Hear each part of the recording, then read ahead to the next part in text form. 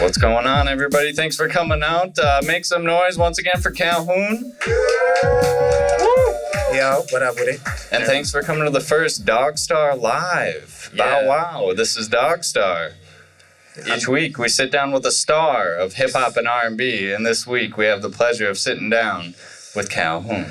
Oh, yeah. How you doing? How you doing? You know, I'm a little bit more nervous than I feel like I need to be, but I'm cool. It's chill. It's just like we're talking in a room, It's except just for us there's... three. Yeah, ignore all these people. But let's dive right into it. We've only got so much time here. Yeah, we want to know about your origin story. We know you're born in Minnesota. St. Paul? Yes, sir. That's what I like to hear. St. Paul, make some noise if you're from St. Paul out here. Yeah, there we go. Yeah, My St. Paul. Hey, I don't hear some people screaming, but it is what it is. There we go. There we go. But Yeah. who was playing music as you were growing up? Who was playing the best music before you got to pick your own music? All right, so growing up, my mom always played whatever she felt like playing, and she has a very, very diverse music taste. Mm-hmm. But I did grow up on a lot of old rap, Scarface vibes type things. So she played a majority of the music that we had in the house. Was she musical at all? Did she sing? Low key, my family comes from like a musical background. My mom definitely has rapped. I've definitely seen her rap. She's definitely spit some bars. I've definitely have some uncles and some other people, part of my family who are successful in their music careers as well. So. Oh, That's wow. awesome. Have you ever collaborated with any of your family members? No, not yet. We got to get the family reunion EP together here. Absolutely, yeah. That's great. And so, how young, obviously that, I'm sure, rubbed off on you. How early of an age did that start to rub off on you? All right, so look, my very first CD ever was a Shaggy, Yes. Picture this, we were both. Oh, yeah, that's me. Yeah, that was my very first CD, and I was like 9. All right, and I had it, and I played it on repeat, on loop, constantly. Over and over. And that was my very first CD, and it was definitely like, pirated music, you feel me? But, and then after that, really, that's about it. I mean, it just kind of goes up from there. So That's cool. What was the first kind of like hint that you wanted to do music yourself? All right, so elementary school, right? I've always been like a singing act. Despite how often I rap, I'm a singing act. And am I allowed? I don't know. Am I supposed to curse? Can I say? I'll be the one editing it. So if you can not swear, then we'll put it on the radio. An SAN. Right. All right, I'm going to avoid saying, how I normally talk. But elementary school, I've always been a singing kind of kid and doing talent shows, whatever the case is. And I was a big Michael Jackson fan, all right? And I had, like, classmates I wanted to be like my grandmother also, she grew up watching Temptations, the Dream Girls and stuff like that. So I was like, I want to be part of, like, a singing group. I want to really be, like, singing and, part of a group and, doo-wop, snapping my fingers. And I can picture it. yeah, so Jersey boys. one of my very first performances one of my very first performances ever, I was part of something it was called an Achieve Club or something. It was like an after school kind of deal. And me and another classmate of mine, we used to sing like Michael Jackson songs. So we performed Beat It, right? Like we memorized it, we practiced it every day after school, whatever the case is. Lip syncing or like a routine around the stage, like choreographed? No dancing, but no lyrics either. So we're like actually singing the song, which I thought was like super cool. And that was my first time really performing a song in front of everybody. And, how old were you when you did that? I had to be like 5th grade. Whoa. Oh my gosh. Yeah, it was tough. And that was for like a school assembly or talent show or Yeah, something? it was great. It was a lot of fun. And I kind of like thrived on that kind of adrenaline after that. So It's tough to compare. yeah, absolutely. Can you recall those, obviously you thrive on that adrenaline. Did you get over that first time in front of so many people? Absolutely not. Uh-oh.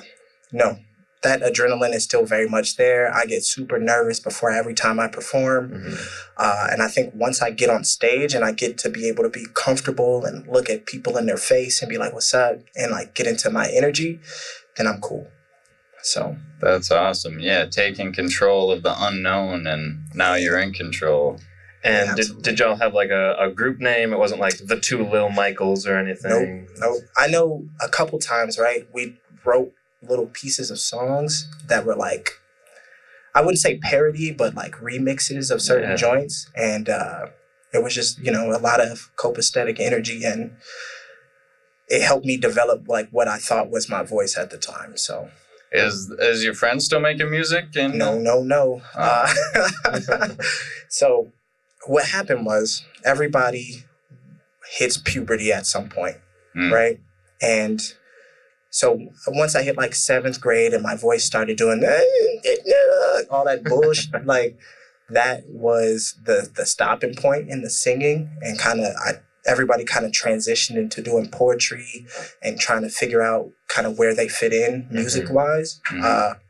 But yeah, once my voice hit puberty and I had to adapt and change and all of that, singing went out the window for a while. Was there any outlets in school again that you could do the poetry or the spoken word? Not really. It was very individual. Something that I kind of processed myself again. I was 7th, 8th grade trying to develop a personality other than like, I like football, like trying to really develop who I am as a person. So music kind of sat on the side, and I did some personal poetry, which I thought was super dope. Yeah, what was it like writing lyrics, I assume, in your head the whole time? But it was very different.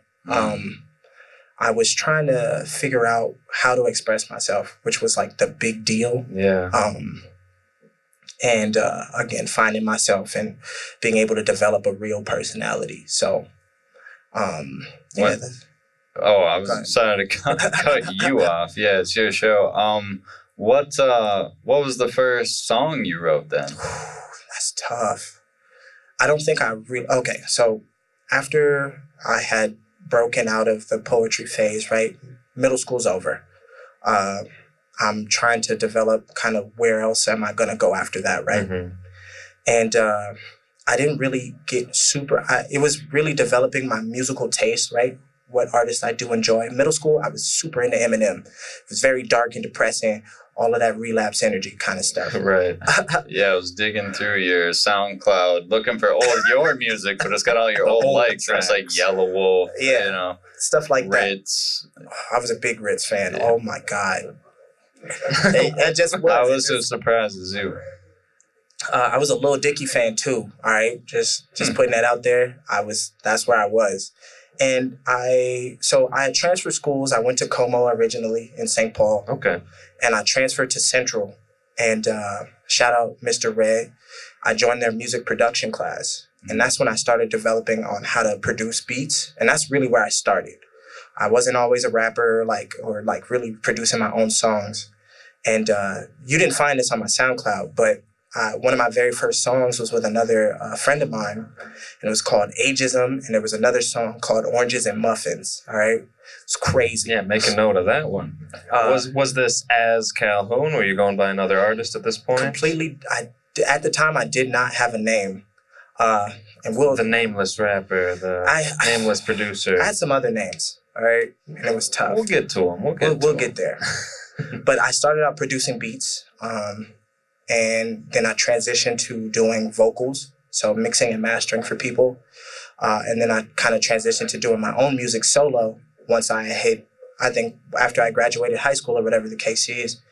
And I was like, okay, let me focus on my own music and my own career and see where I can go with that. So that's cool that they had a program like that. Was there like a specific program like DAW that they wanted you to use? We started on Pro Tools. So that's kind of how I learned my ins and outs. And shout out Mr. Knox. He was definitely a catalyst into moving me forward in my music career as far as engineering. He showed me a lot of tips and tricks. At the time, I wasn't always the best student. All right, I was ditching class. I was not at school all the time, but he was one of those people who was like, yo, I see that you're interested, you're talented, you want to do something more. So he always, pushed me to do more as far as music. So yeah, saw the potential. That's huge. Do you got any tips for somebody who might be listening to this or watching this later on who wants to start making music or producing? What was the first couple lessons you learned? There are no limits to what you can do.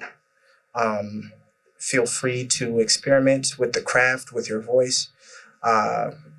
socialize. Oh my God, socialize is definitely a big deal. A lot of people, when they're 17, 16, 18, whatever the case is, they don't socialize. They stay in their friend group. They don't branch out and they don't meet people. They don't learn how to adapt to other people's abilities. And I think that's a big deal. So New experience. Yeah, I agree. Absolutely. That's dope. And so did we got to your first song these two songs, the Ageism and Oranges and Muffins. Yeah. What were those songs about? All right. Again, those were just titles. So shout out to my Blakey.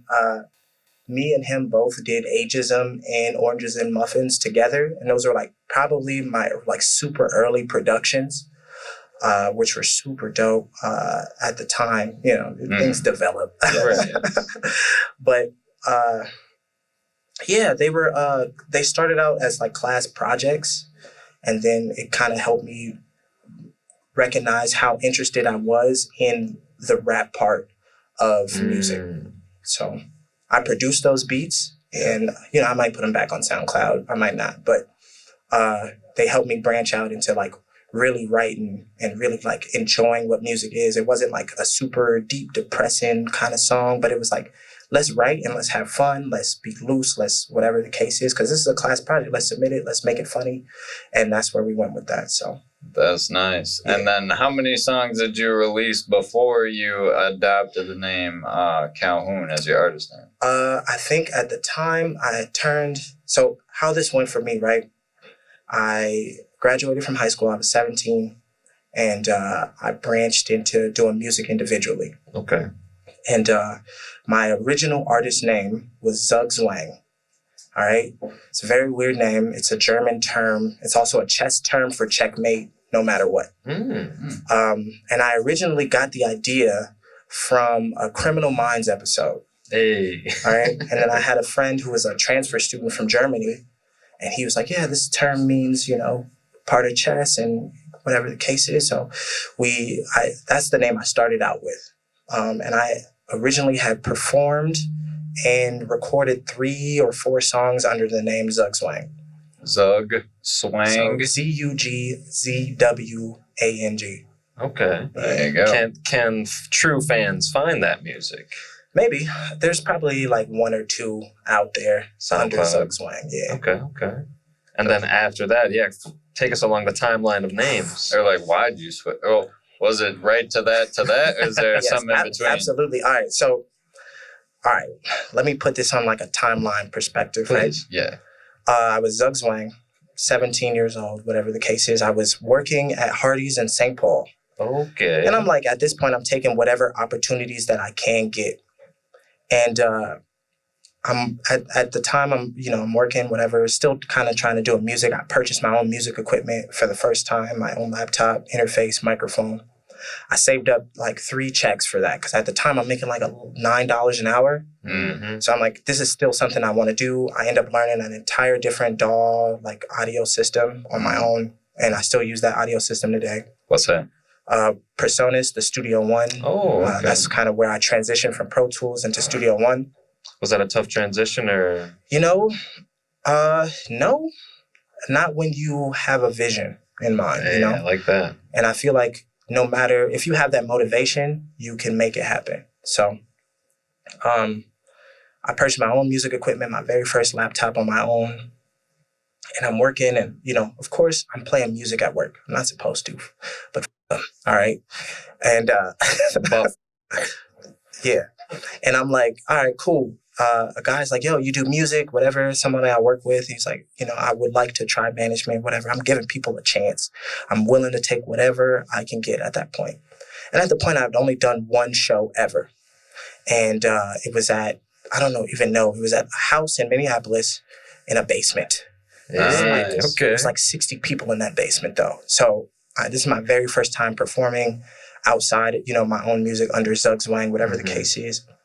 And so he's like, yo, I would like, to manage you, whatever. And this is my very first time, like, dealing with someone who wants to do something other than music. Like, they're not doing production. They're not trying to rap with me. Yeah. They just want to see what I can do. And shout out to Woodrow. He was very, very pushy. All right. things had to go a certain way, and they had to be a certain way. And did that compromise your vision at times? A little bit. I felt like it did, but again, I'm willing to work with people. Right. He put me in touch with another production engineer. His name is Devron. Super great guy, awesome engineer. He helped me produce my very first song outside of the name Zug Zwang. Song is no longer out. What was it called? What was it about? Patron. That's what it is. Oh, it might still be on SoundCloud. I don't know. We'll figure it out. And you said not as Zug Zwang. Not as Zug Zwang. Patron was by who? Kalhoun. Oh, okay. So you did make the transition. Hold up. We got to take a break. Or no, we don't. Sorry, I'm 2 minutes early. No. 2 minutes. How'd you pick the name Kalhoun? What's the significance? Obviously, it's like, why is your name Kalhoun? But all right. So me and Woodrow, right? Technically my manager at the time, he hated my name. Hated it. He was like, Zug Zwang, how do you say that? Zeus what? Yeah, I'm like, hey, bro, chill out. Come on now. Don't you know German? Man, don't you know German? Hey, No. everybody speaks German, right? We went back and forth about this name for 3 days straight. And like, again, he'd call me at 6 a.m. in the morning. Get the fuck up. Go do music. What are you doing? Like, one of my favorite songs, Anxiety and Patron, were written in the night over this argument. Right? Oh my gosh. It's not like a diss track or anything, but he's like calling me at 10 o'clock at night. I need an entire song today. I'm like, today? What do you mean? I need time to write. I got to find a beat. I got to find, whatever the case is. No qualms, no issue. Get it done today. And that's when Patron originally came out. Whoa. So we went up back and forth about the name for about 3 days. And I'm like, all right, so my last name is Kalhoun, with a C. And I was just like, you know what? I'm very disattached from my family, in some cases. yeah. And I was like, you know what? Let me stick with what my family name has. Let me change it a little bit so that it could, suit me a little better and, be a little bit more comfortable. So that's how Kalhoun with the K came out. That's nice. It definitely has name recognition, but not probably in the way that you want it. At least not in Minnesota, man. Make sure you follow Kalhoun on Instagram at KALHOUN 29. 29. It's Kalhoun everywhere else with a K. Yes, Apple absolutely. Music, SoundCloud, Kalhoun with a K. Spotify. Follow the show, DogStar Podcast, at DogStar Podcast on YouTube and Spotify and all that other stuff. And we'll be right back talking with Kalhoun after this break. Bow wow.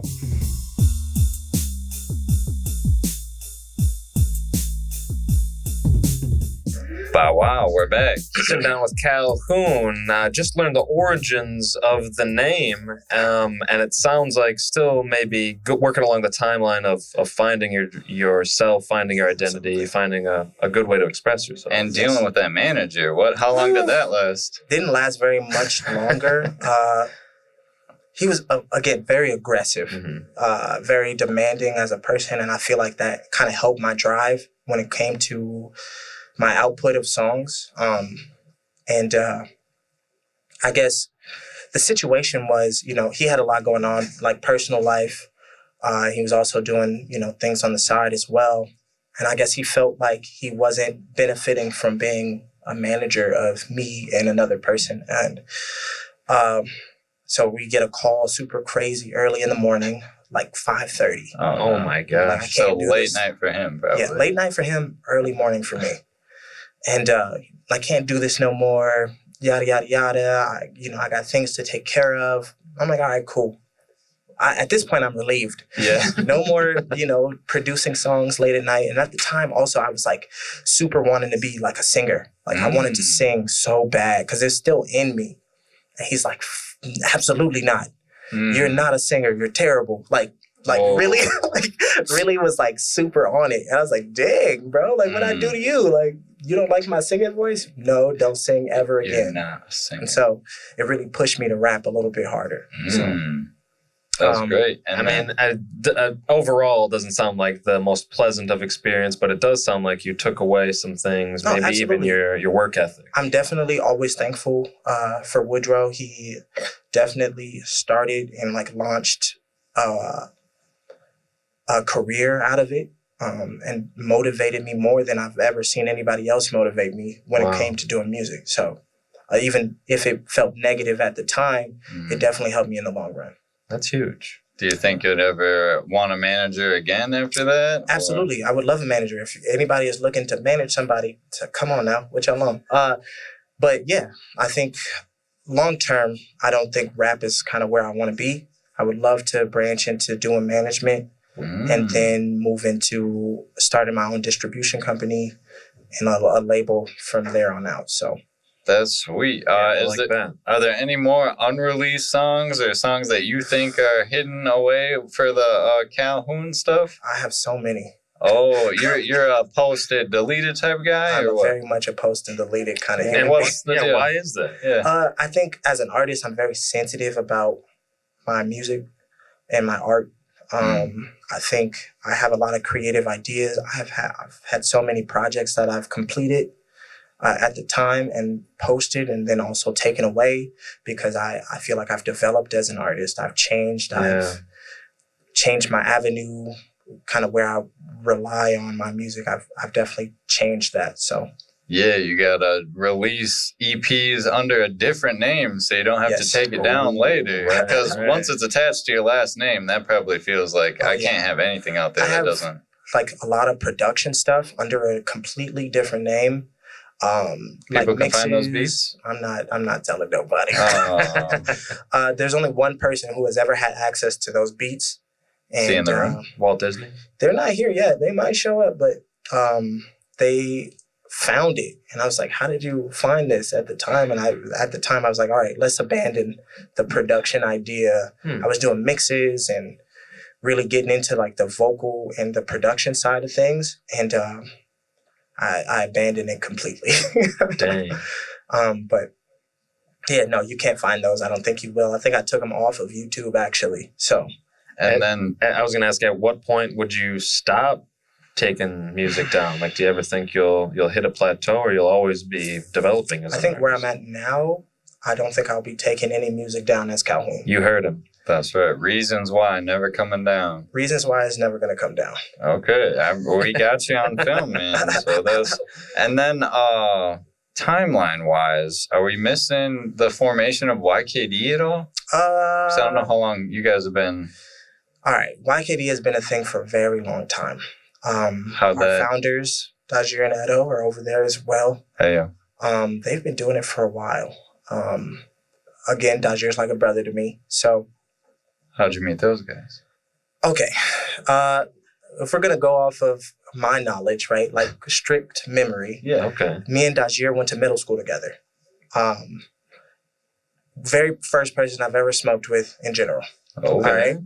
We're going to put that out there. And we were just kind of friends ever since. We went to Como together for about a year. Edo as well. That's when I met Edo my freshman year of high school. And then I really got involved with YKD probably like 3-ish years ago now. Okay. Cool.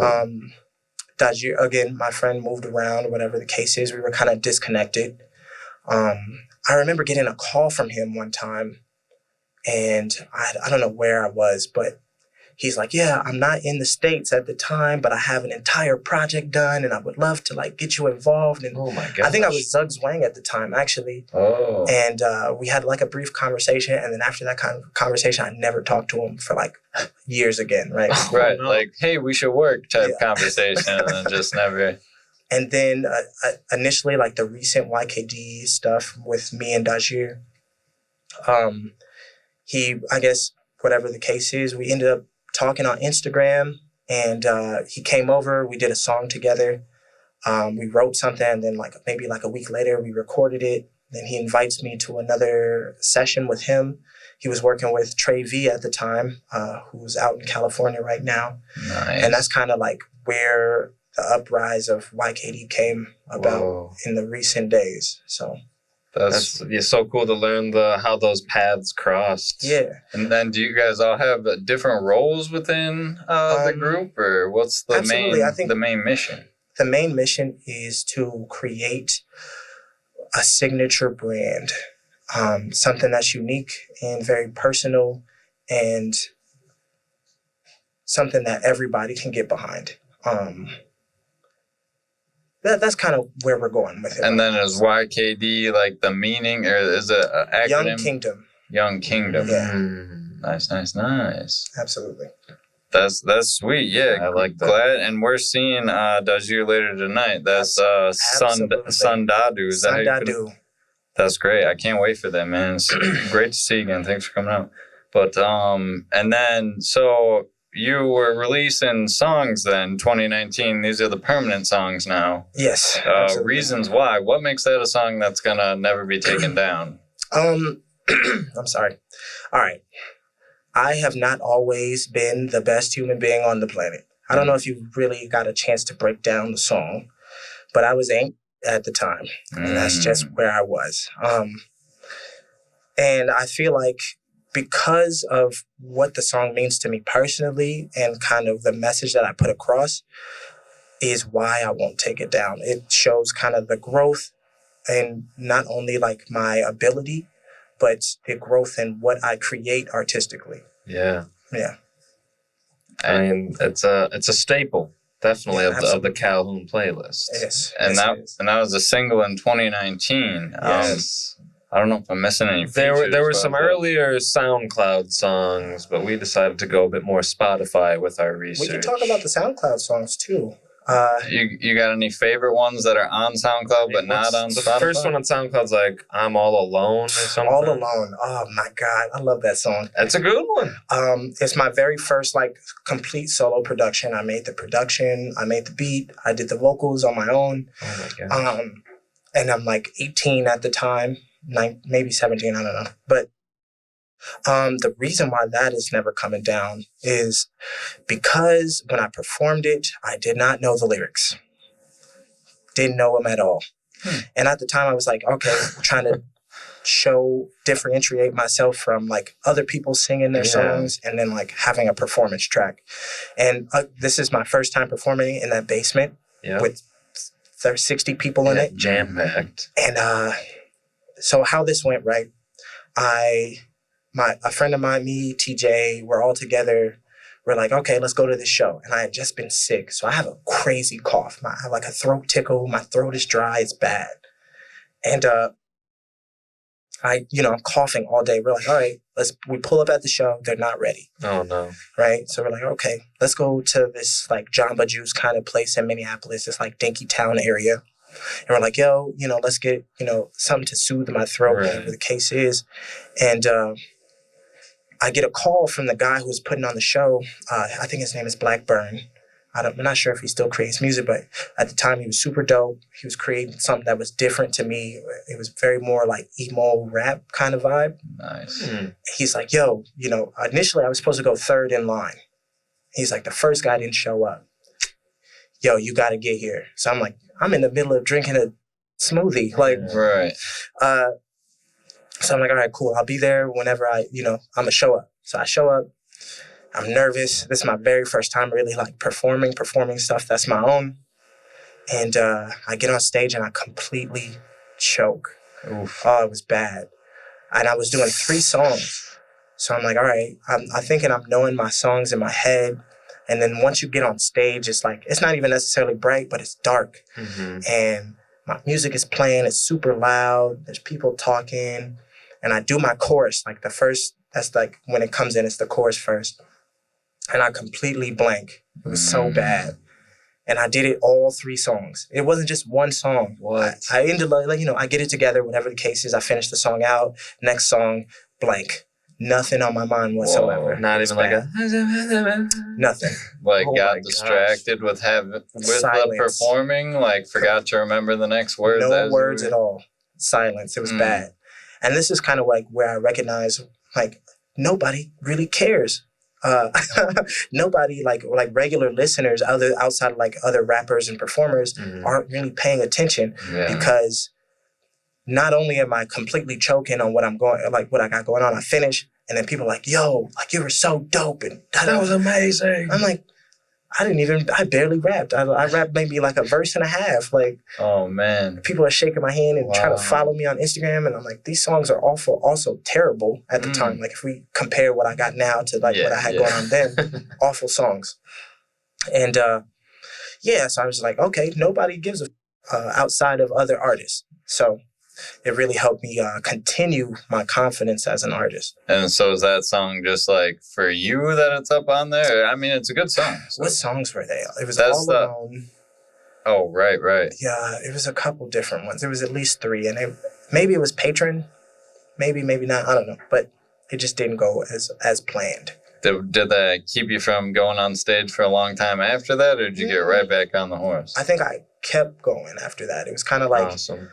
So what initially happened, right? I performed these songs, maybe 8 months went by, producing more music, whatever the case is. I'm meeting more people. I ended up meeting a very close friend of mine, Vin Lou. He goes by Young Pine Beats. He helped me put out one of my very first songs that I did outside of Patron. I put on Spotify called Anxiety, and it's label AXNTY. And that was really my very first Spotify release. I'm not sure if that's up right now. I didn't find it in my research. Oh, yeah, I think I took that down. But initially I had met him through a mutual friend of mine. And he showed me a lot of beats, and he was the initial person who taught me the real ins and out of mixing, mastering a voice. Wow. And that's kind of how I proceeded from there. So your the Spotify songs, it's kind of like I would say like romance or like dating experiences. A lot of them. It sounds before that. I mean, you had All Alone and Anxiety. Like I don't know if you grew up and were going through a lot, or like is music like a therapy type thing to you? Or? Yes, absolutely. I think music is very much an outlet for who I am as a person. Beyond Kalhoun, beyond, as an artist, I use it to express myself to like where I am currently, how I feel, how I approach things. I enjoy taking experiences of like that are outside of a different perspective, right? So if we were to take Reasons Why, again, we've all heard the song about being broken up with or cheated on. But have you ever heard the song about the person who's cheating? And that's kind of the experience that I took on Reasons Why when I initially wrote the song was, okay, let me look at where I'm at and then write a song about it. And have you been cheated on or cheated on a partner? Absolutely. Okay. So you have that first-hand perspective. Yeah, it was very much a first-hand perspective. Tragic when your life becomes interesting enough to put in a song. And I never thought that I was going to be that kind of person to make that kind of music, especially with like the past song Anxiety and Patron and like really like lifestyle songs versus being relationship emotional things. Reasons Why was definitely that first joint that was like, all right, this is very toxic. Let me write about it. Yeah, toxic. That's a great word for the type of music that's on Spotify. It's all about being a for lack of a better word, bad boy. It's wild on there. And do you think you self-sabotage your life at all to like get stuff to write about? Oh, wow. That's a question. I feel like I definitely have self-sabotaged myself more than a couple times. I'm a growing individual. I'm not perfect. I have definitely been in areas and spots in my life where I could have done better, been a better human being, been more kind and compassionate. And I chose the latter because, and I think, did it help me as an artist? I wouldn't say no, but I wouldn't say yes either because I've hurt people and I've also been hurt and it wasn't necessarily right of me to do, but it made some great music. Right. Thank you for capturing that for the fans. Absolutely. Do you ever like drop names in the songs? Like, are the names real names ever? Do you ever? Absolutely not. Okay. I do have something that is going on, a project of mine that will have a name on it. Are we talking about the White Tea mixtape? Yes. That's exciting. I can't wait for that. And that human being is very anxious about what that song is going to sound like. You haven't showed him? No. Oh my god! But you told him just to stress him out, or what? Absolutely. Okay. Hey. Yes. I did it on purpose. I hope they see this interview. I hope you know that I probably will be putting your name into this song, and you're going to hate it, and you're probably going to block me. Well, speaking of blocking, don't block Kalhoun. Follow him at Kalhoun29. On Instagram, you can That's follow him everywhere. everywhere else. Kalhoun. Listen to all his music. SoundCloud's got the stuff that's not on Spotify, so definitely check that out. Yeah, exactly. absolutely. Get the whole story, just like you've been telling us. I still absolutely drop on SoundCloud sometimes as well. Sneaky drops. I have done maybe 1 or 2 songs on SoundCloud recently, just because, if you're a real fan, you're gonna go there and you're gonna check it out. So Very cool. Well, we'll be right back with more Kalhoun. This is DogStar. Bow wow. Oh wow.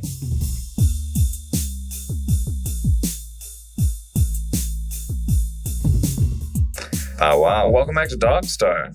We're sitting down with the one and only Kalhoun yes. from St. Paul. You're living in Minneapolis now? No, I still live in St. Paul. Oh, very St. nice. Paul's where it's at. That's good to hear. Yeah, I mean, I heard I think it's on a Juice Lord song or something where you're saying St. Paul, and I'm Yes. like, that's right. And, yeah, we're over at your studio, and that's in Minneapolis. Yes, it is. What's the perks having the studio in Minneapolis? It is convenient.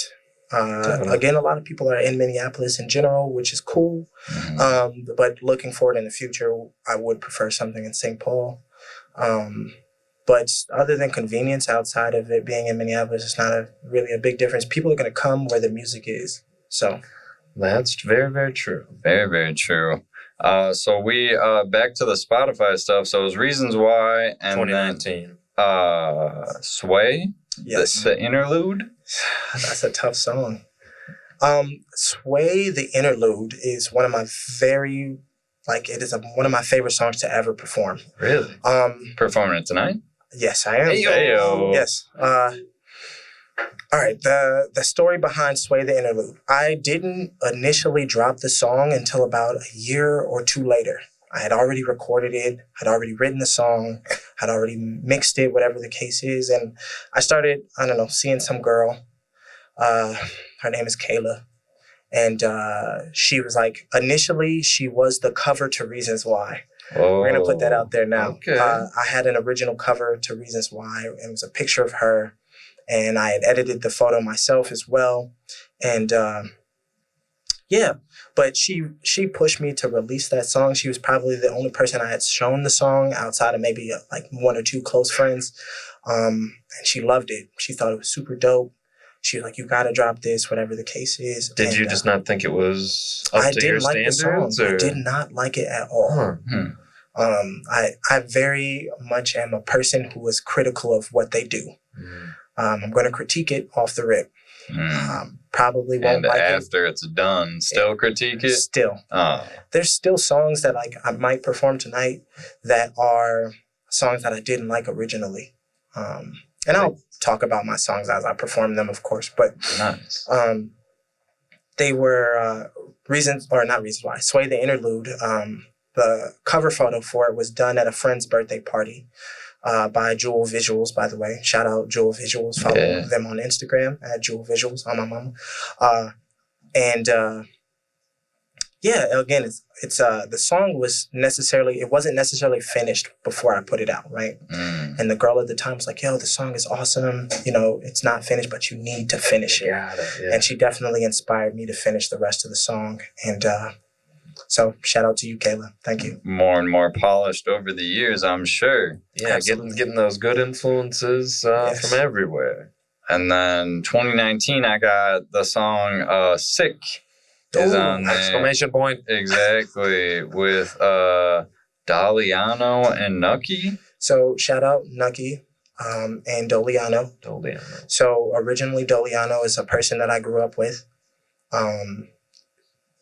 We lived together in the same building. My mom knew his mom, like very much like a brother to me at the time.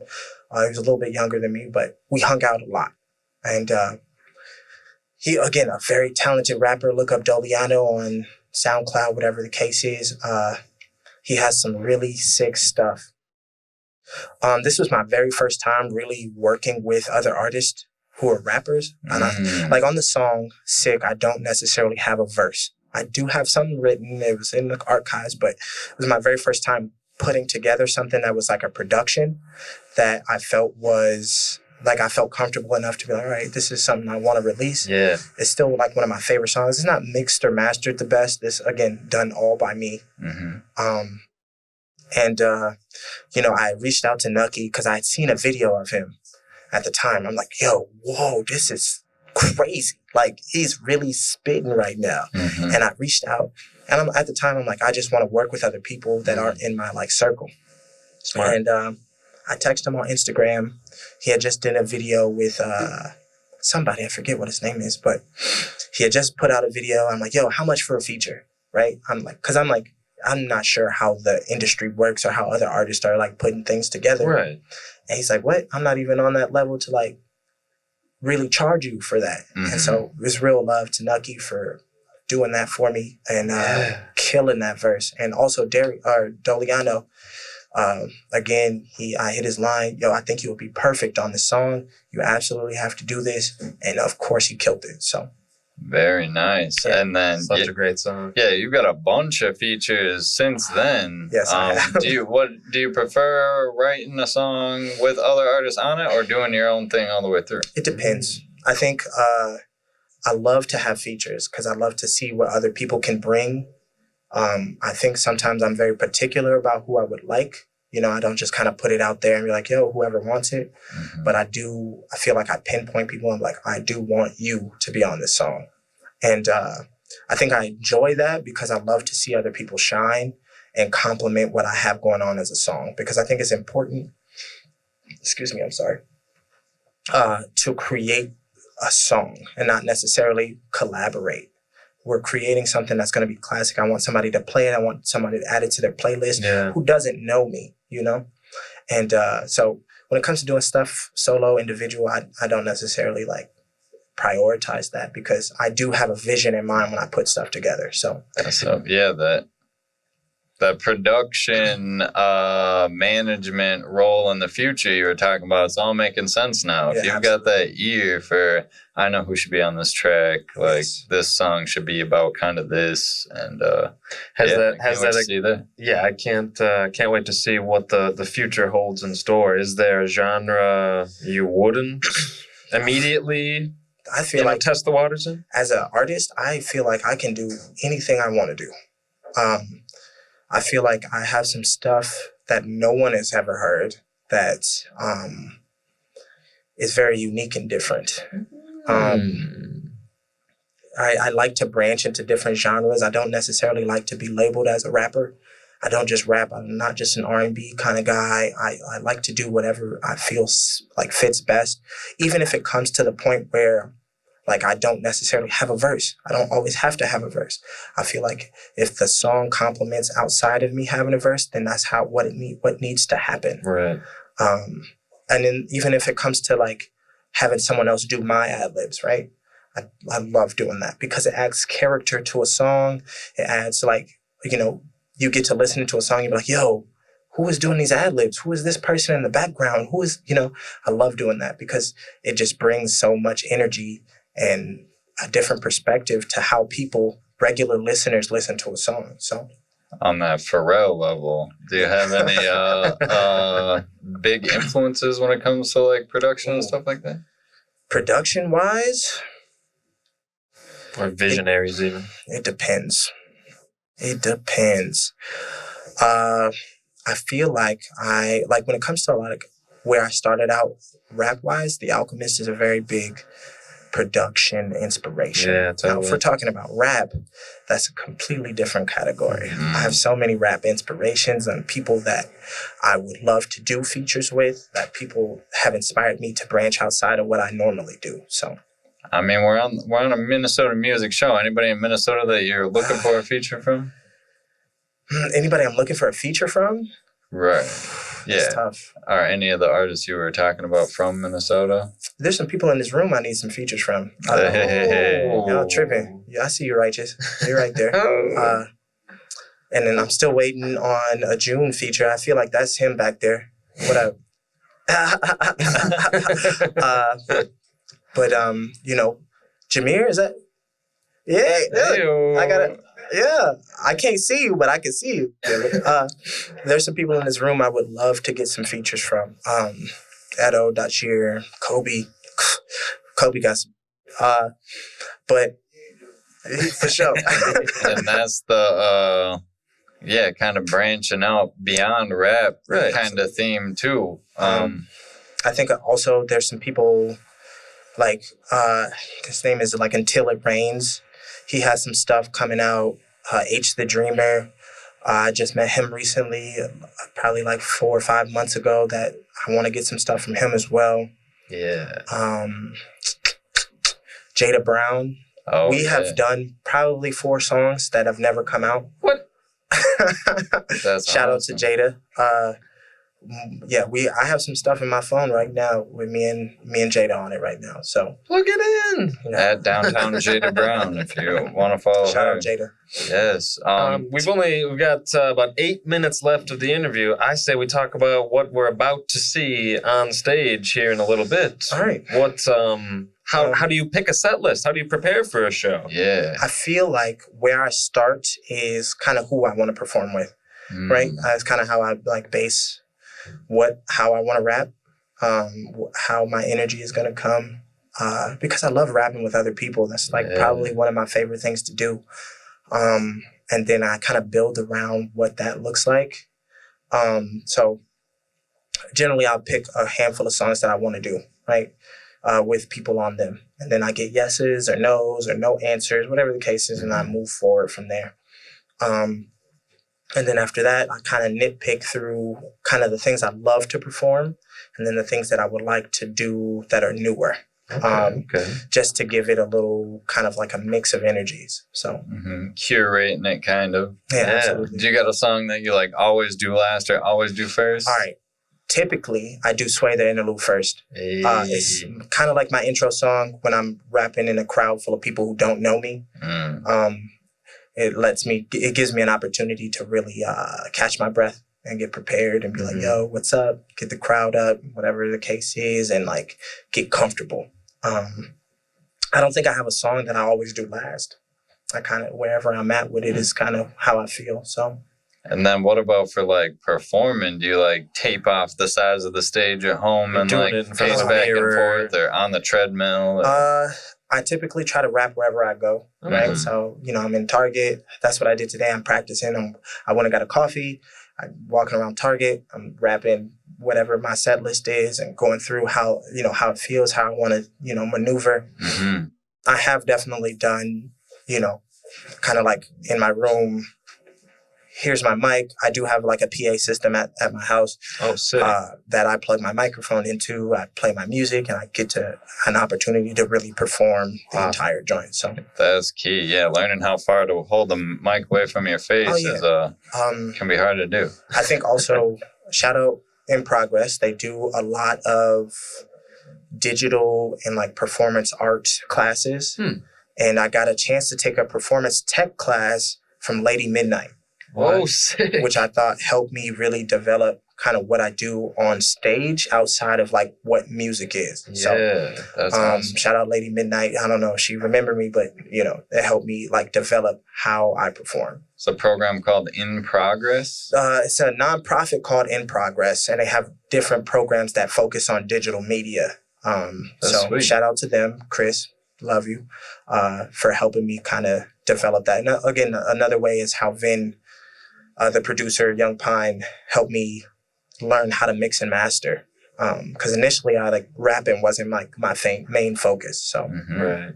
Yeah, that's awesome. And then I got written down here that there's a private show in February. Are we supposed to talk about that or not? you know what? We're gonna wait to talk about it. There is a private showing in February that I will be performing at. I will be posting it on my Instagram. There's only going to be a limited amount of tickets that you can buy. February 22nd. There we go. You heard it here. There we go. Keep your eyes on the lookout. And then we hinted it a little bit earlier, but the White Tea mixtape. Yeah. What This can is what can going- you tell us about that? The White Tea mixtape is going to be able to showcase what I can do as an artist. So it will, again, it's a mixtape. It's going to be a big variety of me singing, me rapping, other people, other features, whatever the case is. Sick. So look forward to seeing that coming soon. It's going to be on my Instagram. Yeah. Were you doing the album art for that as well? The person who took the photos for the album art is Jewel Visuals. Shout out Jewel Visuals. Hey-o. They're sitting right there on my mama. Say what's up. That will be. I'm planning to get some videos done as well. I don't really necessarily have a videographer that I'm working with, Mhm. but I am open to doing a lot of collaboration. So Nice. That's Yeah. so What's exciting. we only got like 3 minutes left. Sorry for keep looking at that. do But your thing. what's like an ideal rollout gonna look like you for that? So initially it's going to start out with a single. Nice. Probably something that you've never heard me rap like. It's going to be very, very different. Ooh. And then from there on out, I might drop one more, and then the rest of the tape is going to come out. It's going to be about 9 to 10 songs. Oh my gosh. Yeah. That's sweet. And then you're talking doing visuals like after the fact or dropping them During. with the... So it's kind of, I want to package it up real nicely and then roll it out from there. So it's going to come out as a single, then probably a visual, and then the entire tape. Oh, that's Whoa. so smart. I like Yeah. that a lot.